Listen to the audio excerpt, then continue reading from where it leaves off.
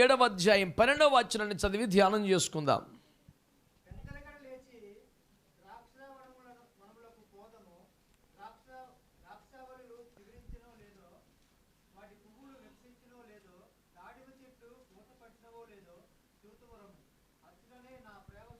అచ్చటనే నా ప్రేమ సూచనలు నీకు చూపెదను. దేవుడి వాక్యం ద్వారా మనతో మాట్లాడును గాక. ఆమేన్, హల్లెలూయా. మీలో ఎవరైనా ఎప్పుడైనా మీ ఆధ్యాత్మిక జీవితానుభవం ఇట్లా ఫీల్ అయ్యారా? Let me show some signs of my love to Jesus. యేసయ్యా నా ప్రియుడా, గ్రామసీమలకు వెళ్దాం, ద్రాక్షవనానికి వెళ్దాం. ఆ ద్రాక్షవనములో నా ప్రేమ సూచనను నీకు చూపెదను. తెలుసు, పరమగీత గ్రంథం అంతా కూడా, ఆ మాటకు వస్తే బైబిల్ గ్రంథం అంతా ఉపమాన అలంకార రూపకంగా చెప్పబడిందని. అందులో గొర్రెపిల్ల అంటే యేసుప్రభు గొర్రె అవతారం ఏం కాదని, శిక్షింపబడేటప్పుడు ఆయన మౌనముగా సహించిన గుణానికి సంకేతంగా ఆ పదం వాడారు. బొత్సు కత్తిరించు అనేది గొర్రెపిల్ల మౌనంగా ఉన్నట్లు, బాధించు వారి దగ్గర ఆయన మౌనంగా ఉన్నాడు గనక, తిరిగి దూషించలేదు, బెదిరించలేదు, శ్రమ పెట్టలేదు గనక ఆ శ్రమల సహన గుణానికి గొర్రెపిల్లని పెట్టారు. నిర్దోషత్వానికి, నిష్కల్మషత్వానికి పావురం అని పేరు పెట్టారు. తీర్పు తీర్చే వేళ కొదమసింహం అని కనికరించక శిక్ష విధిస్తాడు గనక కొదమసింహం. అలాగా ఉపమాన అలంకార రూపకంగా బైబిల్ అంతా వ్రాయబడుతుందని ఇప్పటికే పలుసార్లు మీతో నేను మనవి చేశాను. అలాగే మరి విశేషముగా పరమగీత గ్రంథం అంతా కూడా ఉపమాన అలంకార రూపకమే. పరమగీత గ్రంథములో ఎక్కువ శాతం ప్రియుడు అనబడుతున్నది యేసు ప్రభు వారికి గుర్తుగా, ప్రియురాలు అనబడే మాట సంఘానికి సాదృశ్యంగా చెప్పబడతాయి. అంటే కేవలం భక్తిభావముతో దేవునికి దండం పెట్టుకొని అవసరార్థం మొక్కుబడి ప్రార్థనలు చేసుకునే రకం కాకుండా ఏం చేయాలట? యేసయ్యకు ఒక ప్రేమికురాలుగా, ప్రియురాలిగా మారిపోవాలి. అంతగా యేసయ్యతో సమయం గడపటాన్ని ఇష్టపడాలి. ఒక ప్రియురాల్లాగా ఆయనతో ముచ్చట పెట్టాలి, సహవాసాన్ని కోరుకోవాలి, హృదయం పరితపించాలి, ఆయనకి ఇష్టమైనటువంటి జీవితం జీవించాలి. ఇది దేవుడు మానవుల వద్ద నుండి కోరుకున్న అసలు భక్తి. ఒక మహాతత్వవేత్త అంటాడు, దేవునికి దండం పెట్టేవాడు కేవలం భయంతోనే దండం పెట్టేవాడైతే, ప్రత్యక్షమైతే వాడు దయ్యానికి కూడా దండం పెడతాడు. వాడి కాన్సెప్ట్ భయమేగా. అమ్మో దేవుడు శిక్షిస్తాడు, అమ్మో దేవుడు చంపేస్తాడు, దేవుడు కోప్పడతాడు, చర్చికి వెళ్ళిపోతే ఒకరితో వచ్చేస్తుంది, దశమైపోతే ఈ నెల కీడు వచ్చేస్తుంది, ప్రార్థన చేసుకోకపోతే ఏదో ఒక అపాయం వస్తుంది. ఇలా ఏదో ఒక భయమే అతడి భక్తికి కారణమైతే, ప్రత్యక్షమైతే భయం వేసి దయ్యానికి కూడా దండం పెడతాడు. అడిగి కాన్సెప్ట్ అంతా భయమేగా. కనుక భక్తిగా మనం యేసును ఆరాధించాలి, ప్రేమతో ఆరాధించాలి. మనల్ని ప్రేమించిన కన్న తండ్రి, ప్రాణం ఇచ్చిన రక్షకుడు, ఆదరిస్తున్న పరిశుద్ధాత్ముని పట్ల మనకు కూడా అలాంటి ఒక సాఫ్ట్ కార్నరే ఉండాలి. భక్తులలో దేవుని పట్ల భయమే గాక ప్రేమ కూడా పెరగాలి అనే కాన్సెప్ట్లో పరమగీత గ్రంథ ధ్యానం అంతా చేయబడుతుంది. ఆ ప్రేమను ప్రబోధిస్తూ ఆ ప్రియుని రెండవ రాకడకు మనల్ని సిద్ధం చేసే దిశగా పరమగీత ధ్యానం అంతా సాగుతుంది. గత కొన్ని సంవత్సరాలుగా మనము ధారావాహికంగా ప్రతి ఆదివారం విషయాలు ధ్యానం చేస్తున్నాం. ఇందులో ఒకటి ఈ పూట చూస్తున్నాం. అచ్చటనే ఆ ద్రాక్షవనములో, ఆ సంఘ అనుభవాలలో, నీవు నన్ను దర్శించిన ఆ స్థలములో, నేను నిన్ను కలుసుకున్నటువంటి ఆ స్థలములో నా ప్రేమ సూచనలు నీకు చూపెదను అని ప్రభువుని రమ్మని పిలుస్తోంది సంఘకన్యక. మీరు జాగ్రత్తగా కానీ ఆలోచించగలిగితే ప్రభువు నేర్పించే ఒక చక్కని మాట, పాఠం, ఆలోచన ఏంటంటే, ప్రేమకు సూచనలు ఎలా ఉంటాయి, ప్రేమను బయలుపరిచే, ప్రేమను వ్యక్తపరిచే ఆ సూచనలు ఎలా ఉంటాయి, ఏవవి అనే ప్రశ్న కానీ మీకు వస్తే, నేను కొన్ని విషయాలు ఈ పూట మీకు జ్ఞాపకం చేయాలని ఇష్టపడుతున్నాను. ప్రేమ యొక్క సూచనలు ఎట్లా ఉంటాయి? పరిశుద్ధ గ్రంథాలు తెలిసిన వారు తీయక్కర లేకుండా నేను చెప్పగలిగిన వచ్చిన వాడు చెప్పనా? యోహాను 3:16.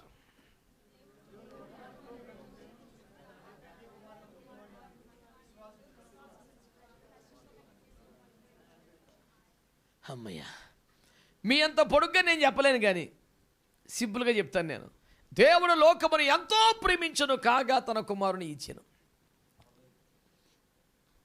God so loved the world, that's why he gave his only begotten son. ఇక్కడ మనం చెప్పదలుచుకున్న పాయింట్ ఒకటే, దేవుడు ప్రేమించాడు గనక తనకున్న ప్రియమైంది, ప్రేమ కలిగింది, ప్రశస్తమైంది ఇచ్చేశాడు.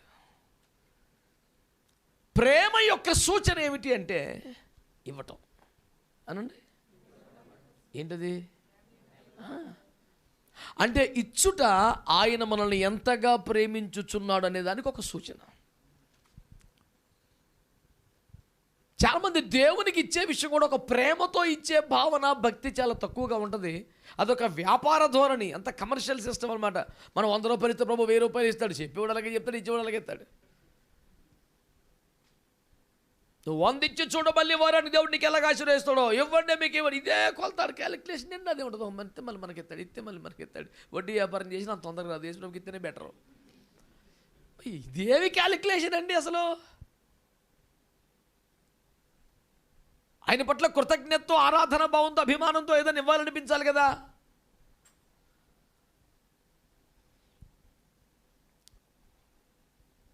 నేను మా సాక్ష్యాన్ని, మేము ఆగర్భ శ్రీమంతులం కాకపోయినా పర్వాలేదు, ఒక మోస్తరి సంపన్న కుటుంబమే అంటూ కొన్నిసార్లు మీకు సాక్ష్యం చెప్పాను.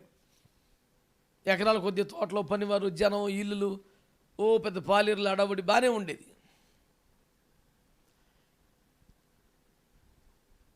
ఆ గౌరవప్రదమైన జీవనంలో నుంచి నన్ను దేవుడు సర్వసమృద్ధి గల నాన్నగారి సంఘములో వారసత్వ కాపరిగా కొనసాగే అవకాశాన్ని కాదని ఏజెన్సీలోకి పంపాను. సంఘమంతా నేనే కాపరి నెక్స్ట్ అవ్వాలని చెప్పి తెగేడ్చి ప్రార్థన చేస్తున్నారు. సేవకునయ్యాను కానీ దేవుడు తీసుకెళ్ళి ఏజెన్సీ ఎక్కడ కాదురా నా ఏర్పాటు అక్కడ మాట్లాడు. సరే, ఏజెన్సీలోకి వెళ్ళి సేవ చేస్తున్న తర్వాత 100 రూపాయల కాగితం చూడటానికి సంవత్సరంన్నర దగ్గర పెట్టింది నాకు, సంవత్సరం పైనే. వారానికి 5 రూపాయలు సందా వచ్చే పరిస్థితి. పావులలో 10 రూపాయలన్నీ పోగేసుకొచ్చేవాళ్ళు. ఎన్ని పోగెత్తే 5 రూపాయలు ఏది కాదు. మనకు పాగొట్టు మనీ రోజు 10 రూపాయలు ఇచ్చేవారు, ఇప్పుడు వారానికి 5 రూపాయలు రావట్లేదు. అంత పిచ్చి పిచ్చిగా అయిపోయింది. అయినా ఇంటికి వస్తే డాడీ వాళ్ళు డబ్బులు అడిగితే కదా సేవ కాదు, దేవునిపై ఆధారపడాలని చెప్పి రాకుండా అలాగే కష్టపడి నీళ్లు తాగి బతికేసి ఆకలికి మలమలం మాడిపోతూ బతుకుతూ సేవ చేస్తున్నాం. ఈ దశలో ఒక 100 రూపాయల కాగితం వచ్చింది. దశభాగం మామూలే, సేవలకు వచ్చే మొదలు ప్రథమ ఫలం మామూలే. కనుక ఇప్పుడు ప్రథమ ఫలం ఒక్కరు, దశభాగం ఇస్తే చాలు, ఓకే. మొత్తం దశభాగం తీసేసాము. కానీ 100 రూపాయలు నోట్ అవ్వదు. ఇప్పుడు ఏం చేద్దాం? బుట్టాయిగూడెం అనే ఆ పల్లెటూరులో రోడ్డు మీదకి వెళ్ళి సెంటర్కి వెళ్ళి 100 రూపాయలకు వచ్చిన షాపులో చీర కొనేసాను ఒకటి. ఆ చీర పట్టుకెళ్ళి మా అమ్మకి ఇచ్చాను. నా కష్టార్జితం వచ్చి నీకు తెచ్చాను. మా మమ్మీ వాళ్ళు ఎప్పుడు ఆ చీరన ఇంట్లో నేల దుడితే కూడా వాడి ఉండరు. కానీ కొడుకు తెచ్చాడు ఇప్పుడు జీవితంలో మొదటిసారి. వేసుకుంటుందా, కట్టుకోదా? మనకు అంతకన్నా మ్యాటర్ లేదు. మరి అప్పటికి చాలా కాలంగా ఫస్ట్ టైం అది 100 రూపాయల కాగితం చూశారు. అందరు నవ్వారు. ఎందుకు రా, నీకు ఏదైనా కొనుక్కొని తినొచ్చు కదా అంటే, లేదు మమ్మీ ఫస్ట్ డబ్బులు నీకు తేవాలనుకున్నా. సరే నవ్వింది, తీసుకుంది. నెక్స్ట్ సండే ఆ చీర కట్టుకుని తెచ్చుకొచ్చేసింది. అందరూ వింతగా చూడటం, మమ్మీ ఇంకా బాబా ఏంటిది, అమ్మగారికి ఏమైంది, ఒకసారి పరిస్థితి గ్రాఫ్ అంత ఇలా పడిపోయిందా, దివాలా కంపెనీయా, ఏమిటి విషయం? దివాలా కంపెనీయా పాడా, విపరీతంగా ఉద్యమం వచ్చేసింది, నా కొడుకు తెచ్చాడు. నేను అంటున్నాను, దానిని ప్రేమ సూచనగా నేను ఇచ్చాను. ప్రేమ సూచనగానే తను ధరించింది. వాళ్ళ రేంజ్కి అది అసలు ఎక్కడదే. అబ్రామా అని పలకరిద్దాం, ఏడుతున్నాడు పిల్లడు, కొంచెం టెన్షన్ ఉన్నాడు, ఎండవేళ కూడా బయట కూర్చున్నాడు, ఇంట్లో కూడా వెళ్తాడు, పరిస్థితి బాగాలేదు, అటు ఆగరమ్మ ఇటు చేరమ్మ తిప్పలు పడుతున్నాడు పిల్లోడని మంచి ఎండపోటు యేసుప్రభు వస్తే అసలు తన కష్టం కానీ తన బాధ కానీ ఏమీ చెప్పుకోకుండా కూర్చోమంటాడు, కాలు కడుక్కోమంటాడు, భోజనం చేయమంటాడు. ఇందుకే కదా వచ్చారు మీరు అంటాడు. అసలు ఆయన తిండి తింటాకు వచ్చాడు చెట్టు కింద కూర్చొని.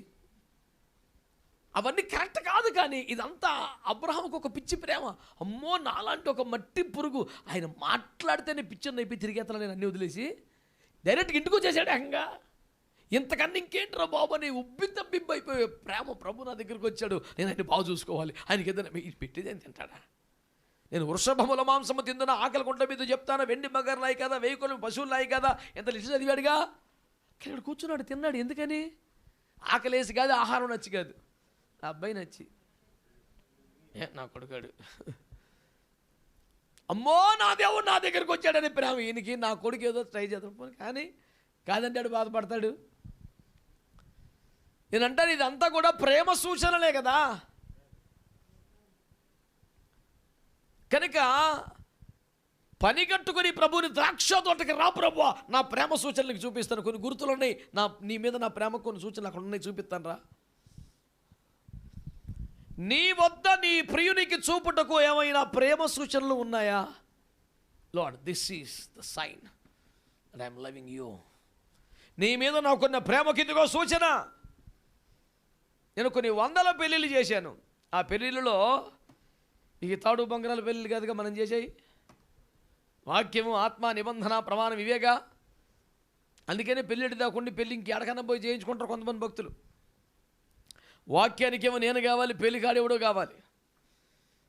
ఇలాంటి అడ్డుగోలు పిల్లలు కూడా ఉన్నారు. దేవునికి స్తోత్రం, చేసేది ఏముందక.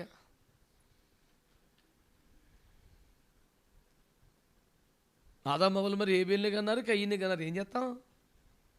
తిప్పలలాగా ఉంది. వివాహమైన తర్వాత ప్రమాణంలో ఇద్దరు వీరు భార్యాభర్తలని ప్రకటించుచున్నాము అని అయిపోయిన తర్వాత వాళ్ళకి ఒక బైబిల్ చేతికి ఇచ్చి నేను ఏం చెప్తాను? నిత్య నిబంధనకును శాశ్వత ప్రేమనకు సూచనగా ఈ పరిశుద్ధ గ్రంథం నీకు బహూకరిస్తున్నాను. ప్రేమ సూచన ఏమిటి? నీకే అవకాశం ఇచ్చి మైకిచ్చి నీకు యేసు పట్ల ఉన్న ప్రేమకు సూచన ఏమిటో ఒకసారి చెప్పమంటే ఏం చెప్తావు? దేవుడు లోకమును ఎంతో ప్రేమించను, తన స్వంత కుమారుని ఇచ్చేసను, అదైన ప్రేమకు సూచన అండి. నేను మళ్ళా చెప్తున్నాను, ఇవ్వడం అనేది ప్రేమ సూచన. నువ్వు దేవుడికి ఇచ్చినా, దేవుడు నీకు ఇచ్చిన, ఇందులో వ్యాపారం, there is no business in the love of Jesus అంటారు. యేసయ్య ప్రేమలో ఏ వ్యవహారం లేదు. ఏంటబ్బా ఇంటికి కేకేసేస్తున్నాడు, ఏదో ఉంటుంది అని మనం ఏదైనా చేస్తే మనుషులు భావిస్తారు. ఊరినే కేకేసి అన్నం పెట్టేస్తాడు, ఏదో ఉండుంటుంది వెనకాల. ఆడు మనం కూరలు వడ్డించేస్తుంటే, వాడు ప్రేమ చూపించేస్తుంటే, ఆడు చేసేది ఆడు చేస్తుంటాడు, మనం క్యాలిక్యులేట్ చేసేది మనం క్యాలిక్యులేట్ చేస్తున్నాం కూర్చొని. కానీ యేసయ్య ప్రేమలో అట్లాంటి వ్యవహారం ఏమి ఉండదు. ఆయనే ప్రేమ కనుక, ప్రేమ తప్ప ఇంకోటి ఆయన కుదరదు కనుక ప్రేమతో చేస్తుంటాడంతే. ఏ వ్యవహారం లేకుండా, ఏ ఎక్స్పెక్టేషన్ లేకుండా యేసుకు ఆరాధన చేసావా? యేసుకేమని ఇచ్చావా? అసలు యేసు పట్ల నీకున్న ప్రేమ యొక్క సూచన అంటే నాకు చెప్పు. ఇది నీ మీద నాకున్న ప్రేమకు సూచన అని ఒకటి చెప్పు. ఏం చెప్తావో? ఏ దేవుడే చెప్తాడు, నా కొడుకు నీకు ఇచ్చాను రా, ఎంతకన్నా ప్రేమ ఏంట్రా అని అన్నాడు ఆయన. అలా నువ్వేం చెప్తావు? షూలమితి ప్రభు ద్రాక్షవనానికి వెళ్దాం రా ఒకసారి. ఎందుకు బిడ్డ, ఏంటి ఇప్పుడు? అచ్చట నా ప్రేమకు సూచనలు చూపిస్తాను నేను.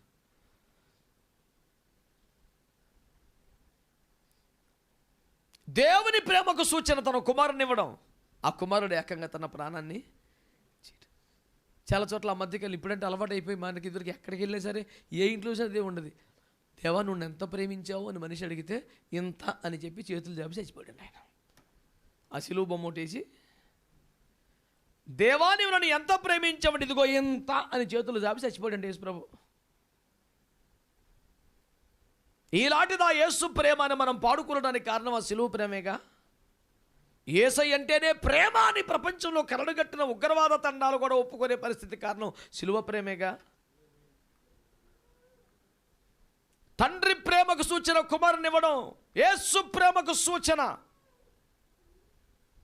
సిలువలో బలవడం, పరిశుద్ధాత్మ ప్రేమకు సూచన మహామహిమను వదిలి మనలో నివసించేయటం. ఇదంతా వారి ప్రేమకు సూచన. నీ ప్రేమకు సూచన ఏది? సాక్ష్యమే చెప్పమంటే, నిన్నే పరమగీతం రాయమంటే ఏమి రాస్తావు? అలాంటివి ఏమి లేవండి, మనసులో ఫీల్ అవుతున్నాం మరి, అంతేనా? నీ ప్రేమకు కూడా ఏదైనా సూచన ఉందా? ఉండాలి. యాక్చువల్గా నువ్వు పాడే పాట కానీ, చేసే ఆరాధన కానీ, ఇచ్చే కానుక కానీ నీ ప్రేమకు సూచనగా ఉంటే మంచిది. వ్యవహారం ఏమీ లేకుండా. నేను ఎప్పుడూ ప్రసంగాల్లో ఒక మాట అంటాను, మీరు గుర్తుపట్టారు లేదు, ఈతాకి ఇచ్చి తాటాకు తీసుకుంటాడు ఒకడు. తాటాకు లాగే ఉద్దేశంతోనే ఈతాకిస్తాడు. ఈ ఫార్ములా భూమి చుట్టాలందరి దగ్గర అప్లై చేస్తారు, యేసుప్రభు దగ్గర కూడా అప్లై చేస్తాడు. ప్రభు మాకున్నదే మీకు ఇచ్చుచున్నాం, మీకున్నది మీరే ఉండబ్బా, చాలా తెలివైనడిరా నువ్వు.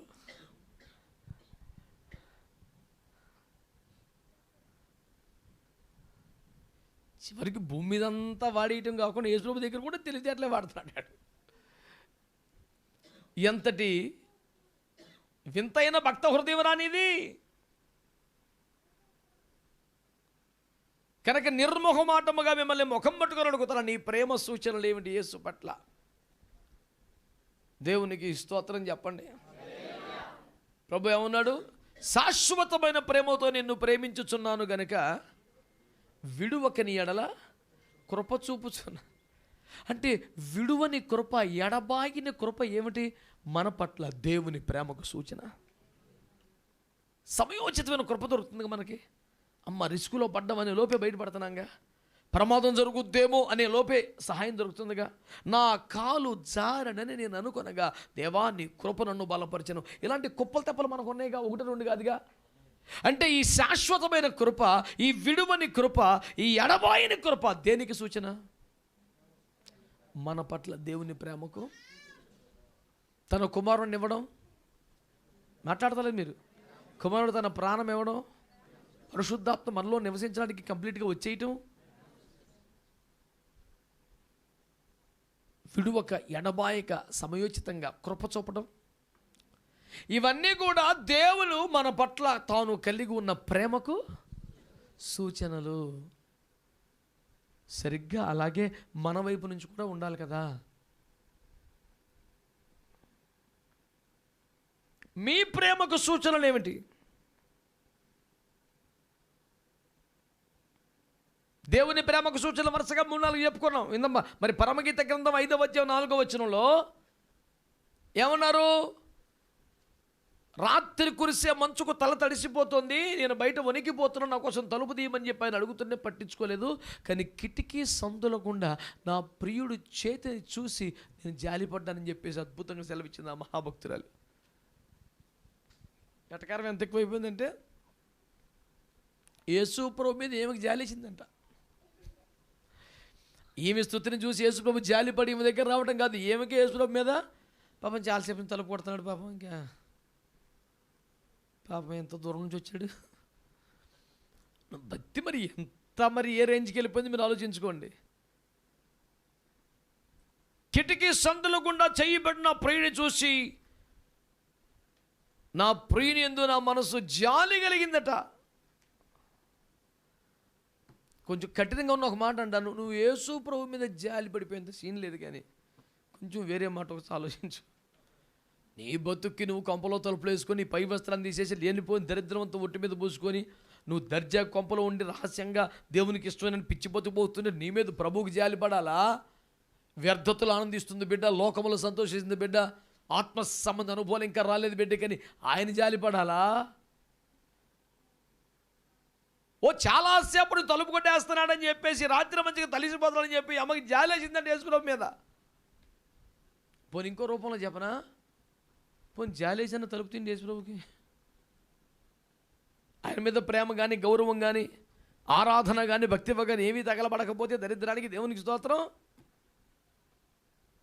ఆ శిలువ ప్రేమ మీద జాలేసైనా కిటికీ సందులలో చెయ్యి పెట్టడంలో తాత్పర్యం ఏమిటి? ఏదో విధంగా తన చేతి గుర్తులు చూపించి, ఎవరు అనుకుంటున్నావా మా, నేను వేరే అనుకుంటున్నావా, ఎవరన్నా అనుకుంటున్నావా, నేనే నీ ప్రాణప్రియుడిని, కావాలంటే నా చేతి గుర్తులు చూడు. తను తాను ఆమెకు సొంతమైపోయిన వాడిగా పరిచయం చేసుకోవటానికి, జ్ఞాపకం చేయడానికి ఆయన ఇష్టపడుతున్నాడు.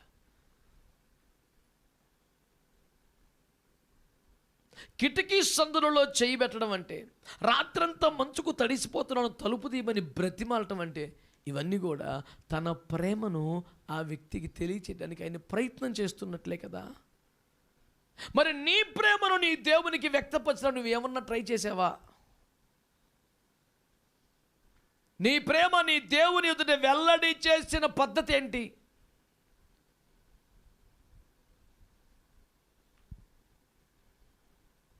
రాజుగారి బట్టలు దేవతా వస్త్రాలని చెప్పినట్టు ఎవరికి కంటికి కనపడినా ఒంటి మీద నూలు పోలేకపోయినా తెలివైన వారికి కనబడతాయి, అంతే మాట్లాడబాకు అని వాదించేసి గెలిచేడివేనా? ఏది నీ దేవుడి పట్ల నీకున్న ప్రేమకు సూచన ఏది? See this is how I'm loving my Jesus అని చెప్పడానికి ఏంటి సూచన?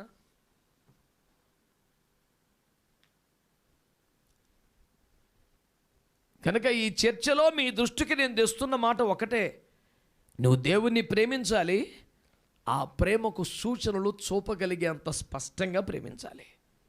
అది నేను మీ దగ్గరికి మోసుకొచ్చిన ఉపదేశం. నువ్వు దేవుని ప్రేమించాలి, ఆ ప్రేమకు సూచనలు చూపగలిగేంత స్పష్టంగా ప్రేమించాలి.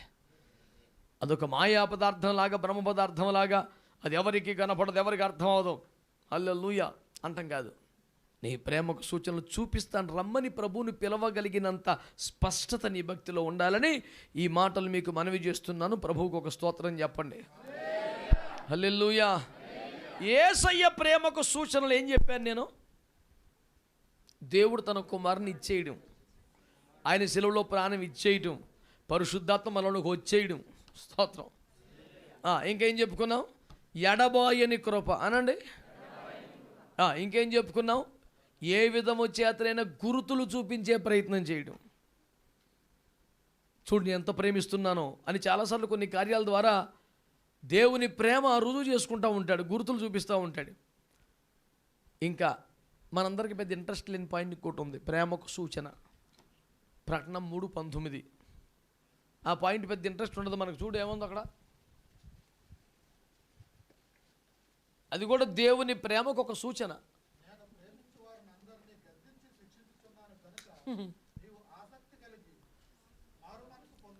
ఏమంటాడండి? ఆయన ప్రేమకు సూచన ఏంటంట? గద్దించి. గద్దింపులే మనం తట్టుకోలేకపోతున్నాం. దేవునికి స్తోత్రం. వాక్యం అంతా బాగా చెప్తాడు, మధ్యలో అరుస్తాడండి సడన్గా. చాలా బాధగా ఉంటుంది. ఎందుకది మనం చర్చకెళ్ళేది తిట్లు తింటాక? మేము కేవలం వాగ్దానములే తిందుము. ఏ తల్లి అయినా ఏ తండ్రి అయినా గద్దించకుండా శిక్షించకుండా బిడ్డలను పెంచుతారండి? ఎంత విచిత్రమైనండి. ఈ శారీరక తల్లిదండ్రులు మనం ఈ భూమి మీద మహా అయితే ఒక 30 years 40 years లైఫ్కి, కెరియర్కి సంబంధించిన ప్రయోజకుడిగా మార్చడానికి గద్దించి శిక్షిస్తారు. మేమేమో యుగ యుగాలకు సరిపడా పెంపకం పెంచాలా? వాళ్ళు శిక్షిస్తేనేమో ప్రేమ, మేము శిక్షిస్తేనేమో గర్వం.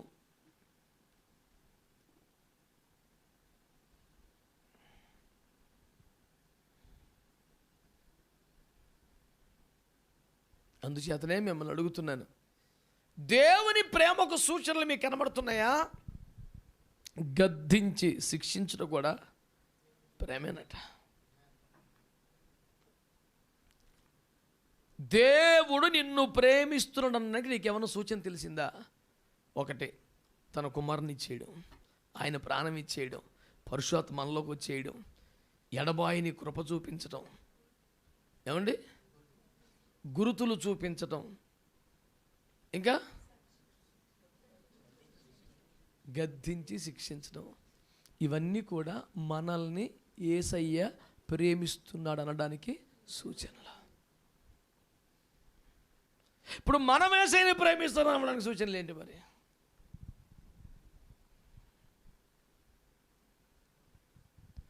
దేవుడు మనల్ని ప్రేమిస్తున్నాడు అనడానికి ఇవి సూచనలు. మరి మనము దేవుణ్ణి ప్రేమిస్తున్నాం అంటే ఏంటి సూచన? లూకాసు వార్త 7వ అధ్యాయం జగమెరిగిన వచ్చిన 44 నుండి. ఇది కూడా దాదాపుగా కంటతగ్గ చెప్పేయగలరు మీరు.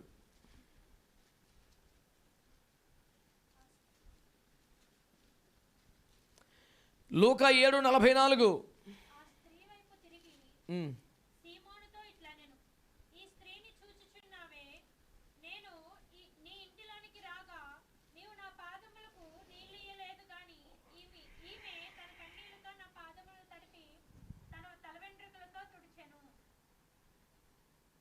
చదువు బిడ్డ, 47 దాకా చదవాలి నువ్వు.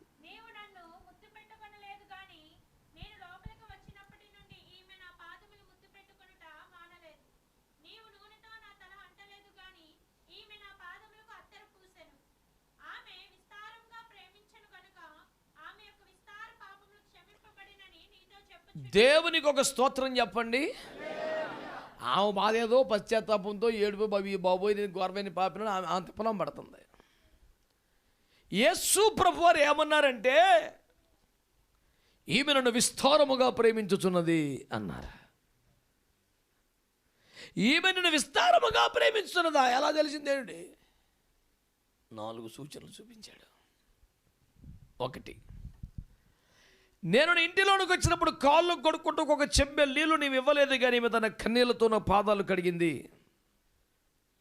2, తుడుచుకోవడానికి నువ్వు వస్త్రం ఇవ్వలేదు, ఈమె తల వెంట్రుకలతో తుడిచింది. 3, నువ్వు నా తలకు నూనెని ఇవ్వలేదు, కానీ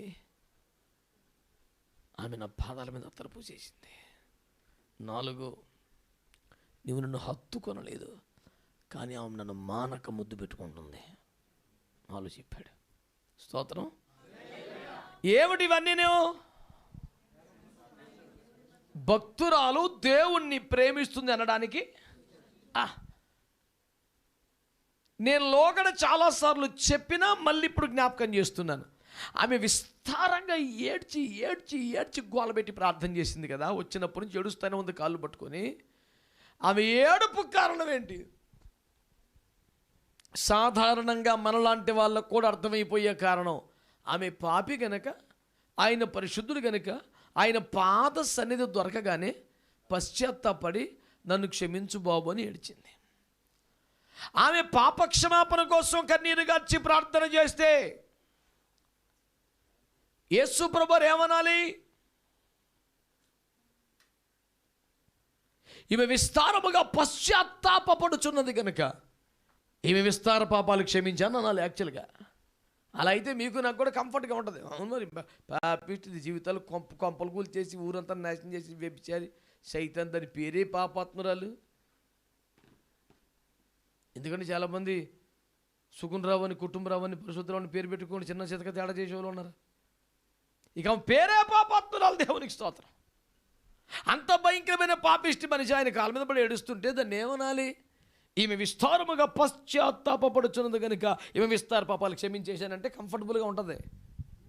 కానీ కేకేసినోడు ఈడు, యేసుప్రభుని ఆతిథ్యం ఇచ్చినోడు ఈడు, భోజనాలు పెట్టుండి మర్యాదలు చేసి అంత కష్టం ఖర్చు తిప్పలంత ఈడిదే అయితే ఆయన ఇంట్లో కూర్చొని ఆడి భోజనం తినేస్తా ఏమని దీవించేస్తున్నాడు యేసుప్రభు. అది కూడా భక్త నిన్ను మెచ్చుతుంది పొమ్ము అంటే కంఫర్ట్గా ఉంటుంది. రే నువ్వు చూడరా రే, కాళ్ళు కడుకున్న చెప్పు నీళ్ళు ఆ పిల్ల చూడు, కన్నీరు గచ్చి కన్నీరుతో పాదాలు కడి అలాగ ఉండాలి. భక్తి అంటే అంత బాధగా ఉంటుంది. అసలు ఈ కంపారిజన్ లేకపోతే ఫ్యాను సగం కంఫర్ట్గా ఉంటుంది. ఎందుకంటే మనకున్న ఒక సామెత, కొట్టారని కాదు పక్కవారు దెప్పారని కదా ఆ ఏడుపు. చిన్నపిల్లలు కూడా చూడండి, గబుకున నడుచుకుంటూ ఆడుకుంటూ పడిపోయినప్పుడు ఓ ఏడిచేయరు, మనం చూస్తేనే ఏడుతారు. మనం ఎవరిని చూస్తే లేదు దులుపుకొని చద్దగా మళ్ళీ వచ్చేస్తుంటారు వాళ్ళు. బలమైన దెబ్బ తగిలితే ఏడవటం సహజమే. మనం చూస్తుంటే కనుక చిన్న దానికి కూడా భయంకరంగా ఏడిచి మనం వచ్చి ఎత్తుకునేదాకా నిరీక్షణతో కొన్ని ఏడుపు కొనసాగుతూ ఉంటుంది. సహజం, మానవ లక్షణం. మా పెదనాన్నగారు ఒక ఆయన ఉండేవారు, భలే వెరైటీ మనిషి. పిల్లలు పడిపోయి పడుకొని కింద బోర్లా పడుకొని చేతులు చాపి ఏడుస్తూ ఉంటారు కదా. ఉద్దేశం ఏంటి? ఎత్తుకోమని. అంతకని ఇంకేం కోరుకుంటారు పిల్లలు. ఈయన అనేవాడు, లేచిరా నాన్న ఎత్తుకుంటాను, లేచిరా నాన్న ఎత్తుకుంటాను అనేవాడు. ఆ విచిత్రమైన బుజ్జగింపుగా లేచి వచ్చేవాళ్ళు. బాగానే ఉన్నావు కదా ఆడుకునేవాడు.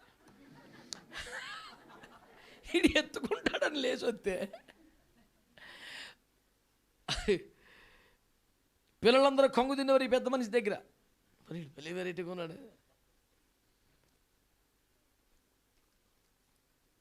భయంకరంగా పశ్చాత్తాపడి పాపి కనుక కన్నీరు గార్చి ప్రార్థన చేసినట్లు మనకే అర్థమైతే యేసు ప్రభుకి అర్థం అవ్వలేదా? మరి అర్థమైతే పశ్చాత్తాపడుతుంది అనవచ్చు కదా. ఈమె నన్ను విస్తారముగా ఎందుకనాలి? నేను కనుగొనిన ఒక పరమ రహస్యం యేసయ్య దగ్గర ఏంటి తెలుసా? నువ్వు ఏ కారణంతో, ఏ అవసరతంతో, ఏ భావోద్వేగంతో ఆయన కాళ్ళు కడగగలిగినంత కన్నీరు కార్చినా తనపై నీకున్న ప్రేమగా దాన్ని యాక్సెప్ట్ చేస్తాడు ఆయన. అమాయకుడేం కాదు. ఇప్పుడు ఆ పశ్చాత్తాపంతో సిగ్గుతో ఏడుతున్న సంగతి మనకి అర్థమైపోయి దానికి అర్థం అదేంటి? యాకోబు ఎందుకు ఏడ్చాడు తెల్లవారులు? ఓ ఆత్మల భారంతో ఏడ్చాడా? అంతేం లేదు, 20 సంవత్సరాలు ప్రార్థన చేయలేదు ఆ మనిషి. నేను ప్రయాణం వెళ్తున్నాను, నా పని అయిపోతే కనుక రాగానే చర్చి కట్టేస్తున్నాడు. అక్కడ పిల్లల్ని చూశాడు, సెటిల్ అయిపోయి 20 years. ఇంత చక్కనోడికి మొక్కుబడి మర్చిపోయాడు, నిబంధన మర్చిపోయాడు, దశభాగం మర్చిపోయాడు, చర్చిని మర్చిపోయాడు. నీకు కానుకిస్తానేమో యేసవ్ గడికి సంద ఇచ్చాడు. ఏంటి కొంతమంది ఎవరికి ఇవ్వాలో తెలియదు, ఇచ్చేస్తుంటారు. నీకు బేతేల్లో గుడి కడతానని సుక్కోతులో పాకలేసుకున్నాడు. ఇంత చక్కనోడి కంటే ఇప్పుడు ఏడు చేస్తున్నాడు. ఏది ప్రభు, అనేకులు నశించిపోతున్నారు ప్రభు, సుక్కోతులో ఆత్మలు రక్షించండి, 18 రమ్మలు ప్రజలు అని ఎడుతున్నాడా? అతడు వచ్చి పిల్లలతో తల్లిని నన్ను చంపునేమో, కాపాడు మహానుభావ. ఏడుపంతా అడు చంపించాలి ఉన్నాడు ప్రభు అని. తెల్లవారులు ఏడుస్తుండే ప్రభు అంటాడు, ఇతడు దేవునితో మనుషులతో పోరాడి గెలిచాడు, నన్నే గెలిచేశాడు. ఏడు గెలిచాడు. ఏ అవసరంతో, ఏ దిక్కులేని స్థితిలో మనం ఏడ్చినా తన పాదాలు పట్టుకొని దానిని తన మీద మనకున్న ప్రేమకు సూచనగా యాక్సెప్ట్ చేసే మంచితనం యేసయ్యకు ఉంది. That's what the goodness of Jesus.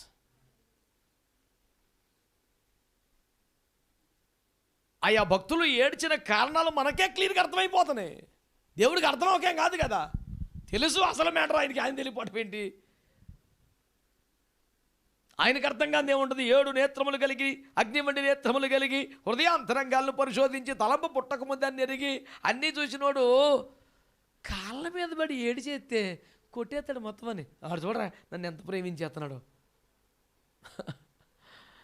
నీ ప్రేమ సూచనలు దేవునికి చూపగొడితే అందులో బెస్ట్ కన్నీటి ప్రార్థనే సార్, దీనికి మించింది లేదు. అవసరంతో కష్టంతో ఏడ్చినా నా ఖాతాలో వేసేస్తున్నాడు. ఇంతకన్నా బాధ ఏముంది? క్రికెట్లో అప్పుడు అలాగే ఉంటుంది. నేరుగా వికెట్ తగిలినా ఎవడు క్యాచ్ చేసినా సరే నీ ఖాతాలో పడిపోతుంది వచ్చి. ఇప్పుడు ఆడారా క్రికెట్? మీరు ఆడారు ఎప్పుడన్నా? చూసారా?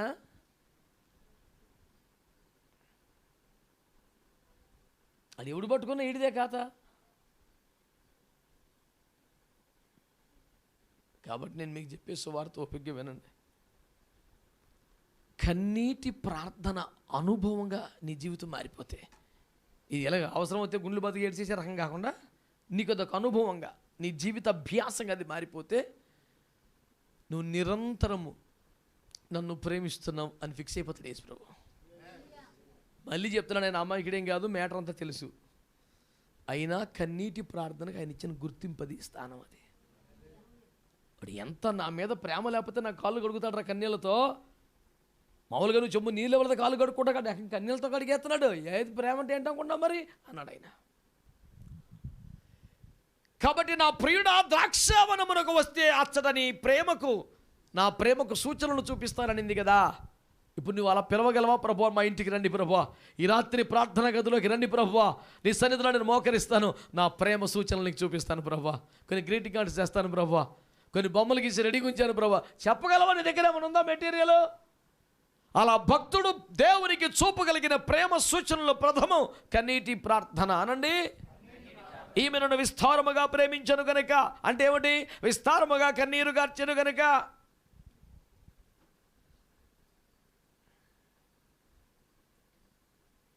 అండర్స్టాండ్? రెండో మాట చెప్తాను మీకు. కన్నీళ్ళతో పాదాలు కడగటం. రెండో మాట, తల వెంట్రుకలతో. ఒక తల పాదాల మీద పెట్టడం అంటే ఇక అంతకన్నా తగ్గింపు ఏమిటి చెప్పండి? దేవుని మీద నీకు ప్రేమ ఉన్నట్లుగా సూచించేది ఒకటి కన్నీటి ప్రార్థన అయితే, 2 తగ్గింపు. అనండి, దీనత్వం. ఈ స్వభావాలు నువ్వు కానీ సంతరించుకోగలిగితే, నేల మట్టుకు తగ్గిపోతే, పాదాల వరకు తగ్గిపోగలిగితే, ఆ తగ్గింపు, ఆ దీనత్వం దేవుని మీద నీ ప్రేమకు సూచనగా అంగీకరించబడతాయి. ఈమె నన్ను విస్తారముగా ప్రేమించను. ఎట్లంటే ఇదిగో ఈ 4 ద్వారా అని స్వయంగా ప్రభు చెప్పారు. అందులో ఒకటి కన్నీటి ప్రార్థన అయితే, రెండవది తగ్గింపు. ఆడంత కన్నీరు కార్చాడు అంటే తగ్గింపే ఉండుంటుంది అనుకోకర్లా. బాధను బట్టి కన్నీరు కావచ్చు. ఇప్పుడు హాస్పిటల్లో ఒక యాతంతో మెరుకులు తిరిగిపోయి అమ్మో ఈ బాబోయ్ అంటే వాడు సాత్వికుడు దీనుడు అని అర్థమా? కడుపులో ఉన్న బాధకి ఎడుతున్నాడు వీడు. అడు కొంచెం ఓపికతే వాయిస్ వేరే ఉంటుంది. అది మా ఊర్లో ఒక పెద్ద ఆయన, పెద్ద వయసు, అందరినీ చాలా మెత్తగా దీనంగా పలకరిస్తూ ఉండేవాడు. ఒక సందర్భంలో ఒక అంకుల్ మాట్లాడుతున్నప్పుడు, అంకుల్ ఈ పెద్ద ఆయన భలే దీనంగా ఉంటారే, చాలా కూల్గా ఉంటాడు, అసలు ఎంత సాఫ్ట్గా మాట్లాడతాడు కదా అంటే, రే నీకేం తెలుసు, ఆ కూరలు తీసేసిన పాముది. ఈ ఊర్లో చాలామందిని కాటేసాడాడు, దేవుడు ఆడు కూరలు బీకేసాడు, ఇప్పుడు వాయిస్ అలాగ ఉన్నాడు, మామూలుడు కాదురా పావు నీకు తెలియదు అన్నాడు. ఇంత సాఫ్ట్గా మాట్లాడుతున్నది చాలా విషము కక్కిన తాచుపామట. చూసి చూసి ఇటు జనం బలైపోతున్న యేసుప్రభు కూరలు పీకేసాడంట. ఇప్పుడు ఇక మ్యాటర్ లేదు కాబట్టి అట్లా ఉంటుందంట దీనంగా. వాడి పవర్స్ అని లాగేసాడు యేసుప్రభు, ఇప్పుడు దీనం కనబడుతున్నాడు.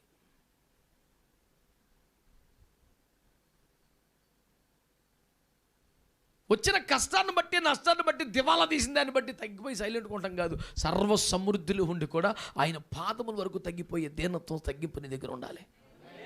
అతను దివాలా కంపెనీ తీసేసి ఏమీ లేదు నా యందు అతిశయం చూడకు అనేక బయట కూర్చోవటం కాదు, అన్నీ కలిగి కూడా కదా, సర్వ సమృద్ధి కలిగి కూడా దేవుని దీనిలో ఒక దీనంగా. దావీదు తన పేరు మీద ఒక నగరాన్నే కట్టుకొని దేవుని మందిరములో నివసించడానికి ఇష్టపడ్డాడు. అది తగ్గింపు అంటే దీనత్వం అంటే. 24 పెద్ద తమ సింహాసనాలు దిగి కిరీటాలు పక్కన పెట్టి సాష్టాంగపడి పడేసే కాళ్ళ మీద, అది తగ్గింపు అంటే. వాళ్ళ సింహాసనాలు బంగారమే, వాళ్ళ కిరీటాలు బంగారమే, అన్ని పక్కన పెట్టేసి పడిపోయారు. కన్నీటి ప్రార్థన నీకు దేవుని మీద ఉన్న ప్రేమకు ఒక సూచన. అలాగే నీ తగ్గింపు జీవితం, నీ దీనత్వం, ఆయన పాదాల వరకు తగ్గిపోవటం. కొంతమంది ప్రార్థన చేస్తున్నప్పుడు కూడా చక్కగా నిలబడి ఎఠారుగా 2 చేతులు జోబుల్లో పెట్టుకొని, ప్రభువా నీకు స్తోత్రం తండ్రి, మరి దర్శించండి, దీవించండి, అందరిని ఆశీర్వదించండి.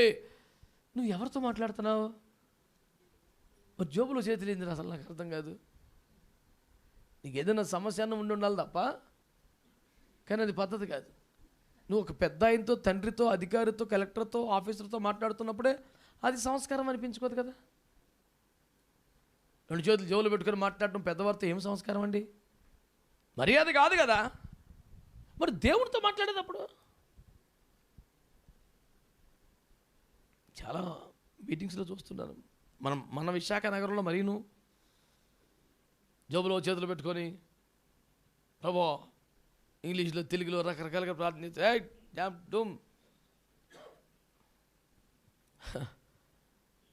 మనం మాట్లాడేది ప్రభుతో కదా.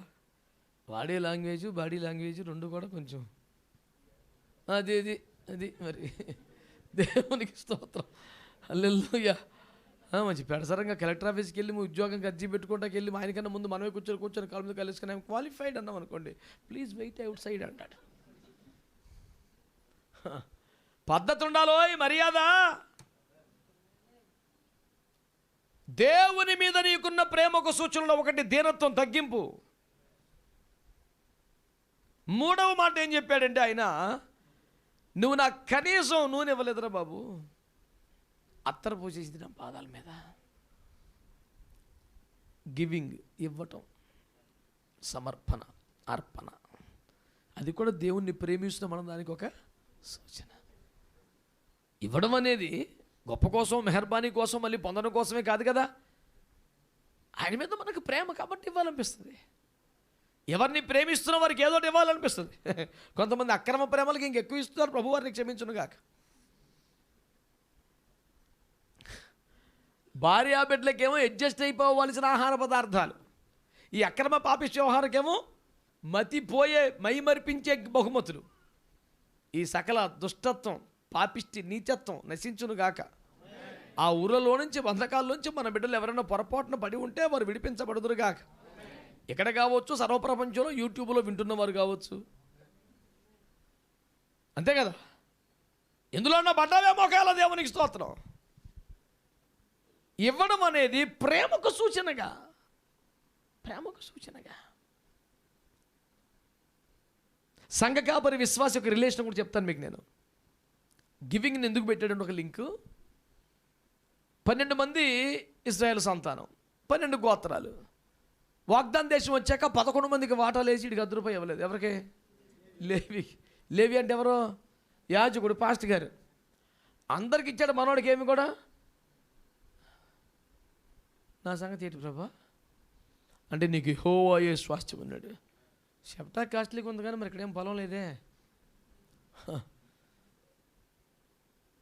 మీకు 100 ఎకరం ఉన్న నాకు దేవుడురా, చెప్తాకి సూపర్గా ఉంది. క్షయమైపోయే వస్తువులు నాకు శాశ్వతమైన దేవుడు, హల్లెలూయా. చెప్తాకి బాగుంది కదా. ఇక్కడ మరి భోజనమా?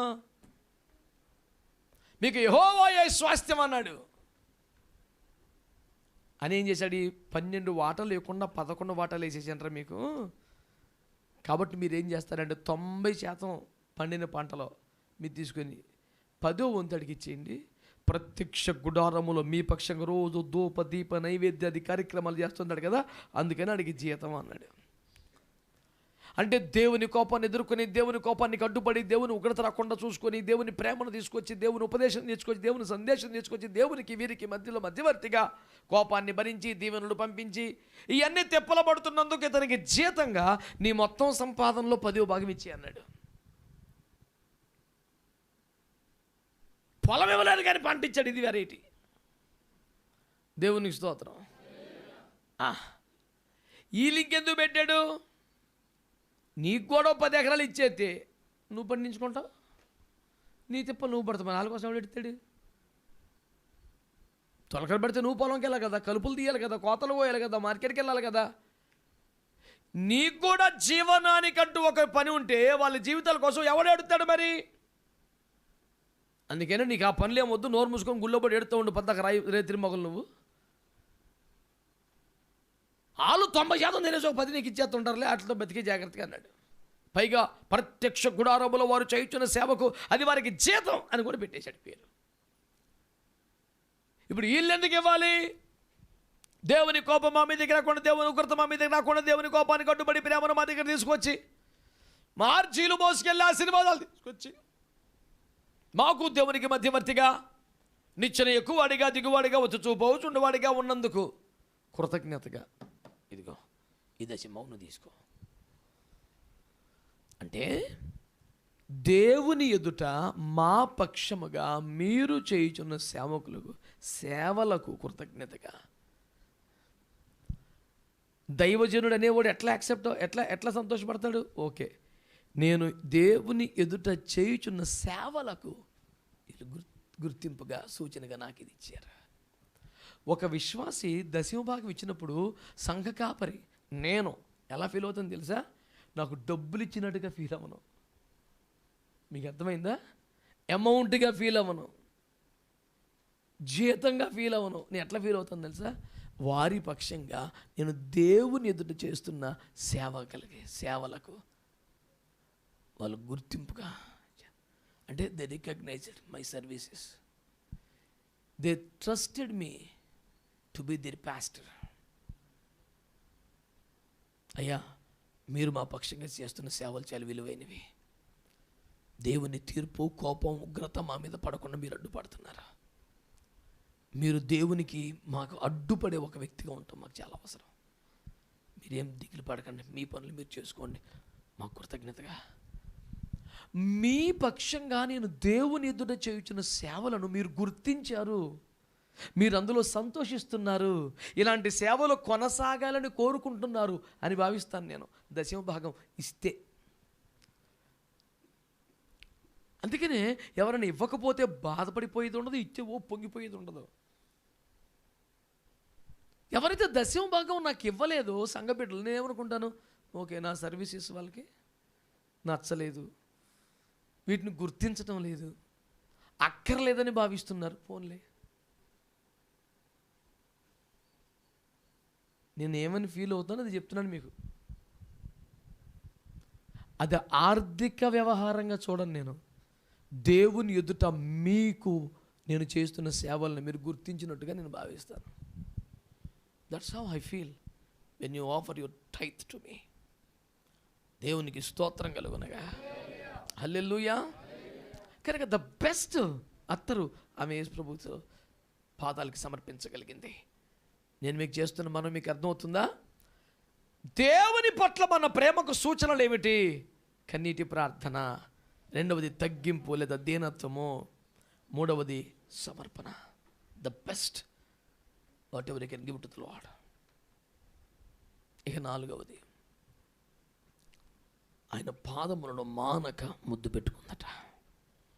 చెప్పండి, పాదాలు ఏం చేసింది? దాన్ని ఏమంటాను తెలుసా? నేను ఆరాధన అంటాను. పిచ్చి పట్టినట్టు ఆయన పాదాలను ముద్దు పెట్టుకోవడం, దట్స్ వాట్ వర్షిప్ ఈజ్. అంతే కదా. దేవుణ్ణి అపరిమితముగా ప్రేమించడమే కదా ఆరాధించడం అంటే. కనుక నేనేమంటున్నానంటే, నువ్వు దేవుణ్ణి ప్రేమిస్తున్నామనడానికి ఒక 4 సూచనలు యేసు ప్రభు అని చెప్పారు తేటగా. ఒకటి కన్నీటి ప్రార్థన, రెండవది తగ్గింపు, మూడవది సమర్పణ, నాలుగవది ఆరాధన. ఇవి ఎంతగా చేస్తుంటావో అంతగా నీవు ఆయనను ప్రేమిస్తున్నట్లు ఒక సూచన కనపడుతుంది. నా ప్రియుడా ద్రాక్షవనానికి రా, అచ్చట నా ప్రేమకు సూచనలు నీకు చూపిస్తాను. నువ్వేం చూపించగలవు ప్రభువుకి? కన్నీటి అనుభవాన్న, తగ్గింపు జీవితాన్న, ఒక శ్రేష్టమైనటువంటి సమర్పణ, ఓ శక్తివంతమైన ఆరాధన. ఇవన్నీ కలిస్తే విస్తారంగా నన్ను ప్రేమిస్తుంది బిడ్డ అన్నాడు. ఈ 4 ఏ ఒకటి చేసినా, ఏ ఒకటో వదిలేసినా విస్తారమైన ప్రేమ అనే సాక్ష్యాన్ని మిస్ అవుతాం మనం. 4 ఏ ఒకటే చేసినా, ఏ ఒకటి వదిలేసినా ఈమె నన్ను విస్తారముగా ప్రేమించుచున్నదనే సాక్ష్యాన్ని మిస్ అవుతాం మనం. కనుక కన్నీటి ప్రార్థన కలిగి ఉండాలి, సాత్వికము, దీనత్వము, తగ్గింపు కలిగి ఉండాలి. మనకున్న దాంట్లో ఉత్తమమైన దేవునికి ఇవ్వడానికి ఇష్టపడాలి. ఒక శ్రేష్టమైన ఆరాధన చేయడానికి కూడా ఇప్పుడు మనకి ఇష్టం ఉండాలి. ఈ 4 ద్వారా మనల్ని, లేదా ఈ 4 దేవుని మీద మనకున్న ప్రేమకు సూచనగా ఇస్తాం. నువ్వు ప్రేమిస్తున్నావా? అయితే 4 కనబడతాయి. అలాగే యోహాను సువార్త 14:21 ఒక నన్ను నిజముగా ప్రేమిస్తే వాడు నా ఆజ్ఞల్ని గైకుంటాడు అన్నాడు. ప్రేమించిన వాడివైతే చెప్పిన మాట వింటావు అనండి. దేవుడు వద్దన పని చేస్తున్నావు, వెళ్ళొద్దన్న చోటుకి వెళ్తున్నావు, చెప్పిన పని చేయటం లేదు, నీకు ఆయన మీద ప్రేమ లేదు.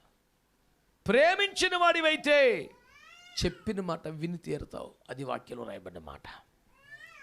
చివరిగా ఇంకొక మాట కూడా ప్రభువు చెప్పారు. ఏమని చెప్పాడు?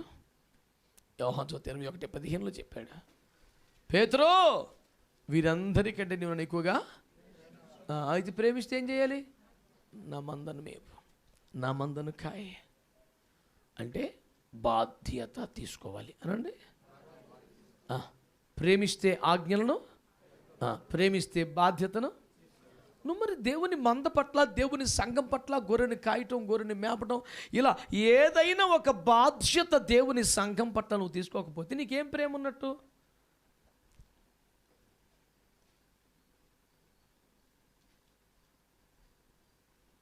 కెంక్రియలో ఉన్న సంఘానికి లేఖ రాస్తున్నప్పుడు రోమ 16లో పౌలు గారు ఒక్కొక్క పేరున థ్యాంక్స్ చెప్పటం మీరు చూస్తారు. ఒక్కొక్క పేరుకి ఆయన థ్యాంక్స్ చెప్తున్నప్పుడు అందులో ఒక్కొక్కరి క్యారెక్టర్స్ చూస్తే, ప్రిస్కిల్లకు ఒకరికి వందనాలని చెప్తూ వారు ప్రాణాలు అడ్డేసి నన్ను కాపాడారు అంటాడు. రూఫస్సు తల్లికి వందనాలు చెప్తూ ఆమె నాకు కూడా తల్లి, ఒక తల్లిలాగా నన్ను చూసుకుంది అంటాడు. గాయు అనేవాడికి వందనాలు చెప్తూ అతడు యావత్ సంఘానికి ఆతిథ్యం ఇస్తూ వచ్చాడని చెప్తాడు. ఇవన్నీ వారి వారి హృదయాలలో దేవుని పట్ల వారికి ఉన్న ప్రేమకు సూచనలు కదా. ఏదైనా ఒక బాధ్యత తీసుకుంటాడు ప్రేమలోడైతే. మన ద్వారా విగ్రహారాధన నుంచి రక్షించబడ్డ ఒక కుటుంబం హైదరాబాద్లో ఒక సంఘానికి వారిని అప్పగించాను. కొన్ని 100 మంది బిడ్డలు కదా దేవుని గొప్పలు రక్షించబడారు. ప్రతి సంఘంలో 1-2 నా బిడ్డలు ఉంటారు. ఏదైతే ఇలాంటి ఉపదేశం, మంచి సహవాసం ఉందో అలాంటి సంఘానికి వెళ్ళిపోన్నానని చెప్తాను. వాళ్ళు అక్కడ నమ్మకం ఉండాలి, అక్కడే దశంభాగాలు ఇవ్వాలి. మనకు పంపడానికి వీల్లేదు. వాళ్ళు ఏ సంఘానికి అప్పగిస్తామో అక్కడే వాళ్ళు నమ్మకంగా దశమ, అది మనం క్రమం. అయితే ఒక చోట దేవుని సేవలో నీవేదైనా ఒక బాధ్యత తీసుకోవాలని ఆ సంఘంలోనే ఒకసారి వాక్యం చెప్తే, మనము వారికి అప్పగించినటువంటి పాస్టర్ గారి దగ్గరికి వెళ్ళి మన బిడ్డ ఏమని సాక్ష్యం ఇచ్చారంటే, అయ్యా మా ఆత్మీయ తండ్రి ద్వారా దేవుడు రోజు నాతో మాట్లాడారు, నువ్వు నిజంగా ప్రేమిస్తే తను ఒక బాధ్యత తీసుకోవాలని చెప్పారు. ఇది మొదలుకొని మేం బ్రతుకున్నంతకాలం ప్రభు రాకడ వరకు ఈ సంఘంలో ఎన్ని సభలు పెట్టినా, ఏ ప్రసంగికులను పిలిచినా ఆ ప్రసంగికుల కానుక మా సమర్పణ. మేము తోచినంత ఎంతో కొంత ఇవ్వటం కాదు, పొట్లం కట్టి మీరు ఎంత చెప్తే అంత ఇస్తాం. మేము బతికున్నంతకాలం ప్రభు రాకడ వరకు ఇది మా బాధ్యత.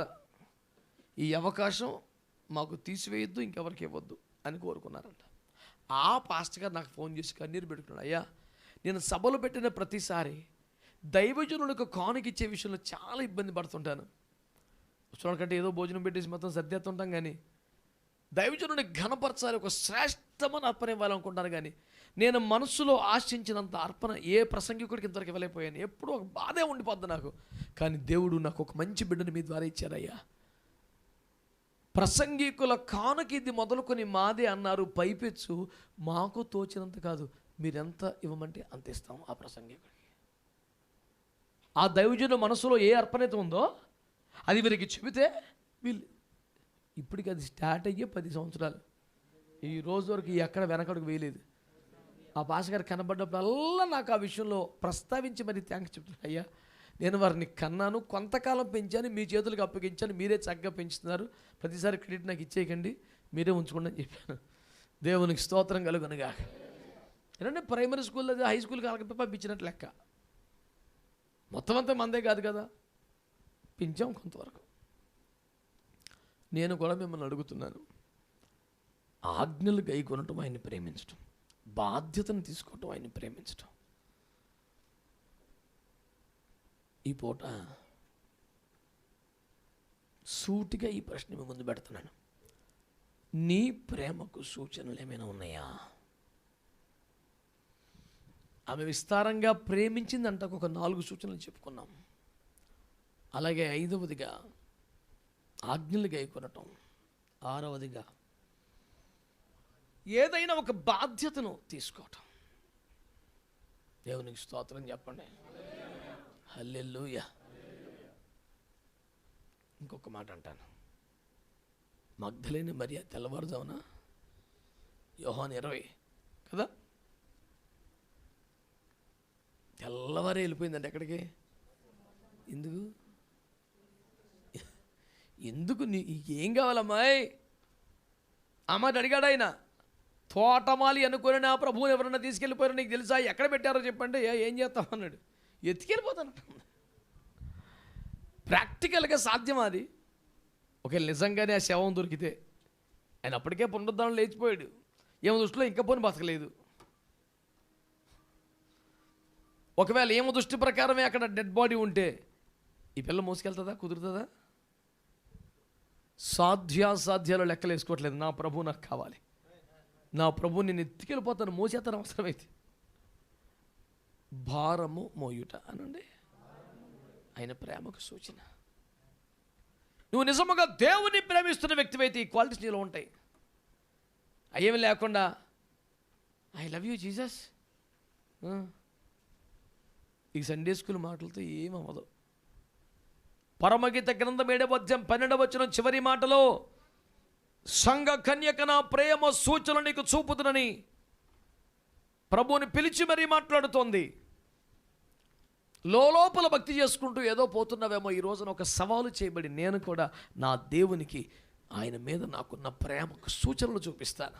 ఒక మంచి ఆరాధన చేయటం ద్వారా, బాధ్యతలు తీసుకోవటం ద్వారా, భారమును మోయటం ద్వారా నా ప్రేమ సూచనలు చూపిస్తాను అనే ఒక అర్థవంతమైన తీర్మానానికి రండి.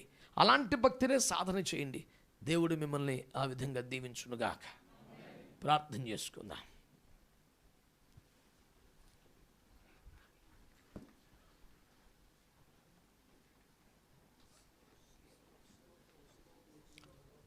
ఆరోగ్యమున్న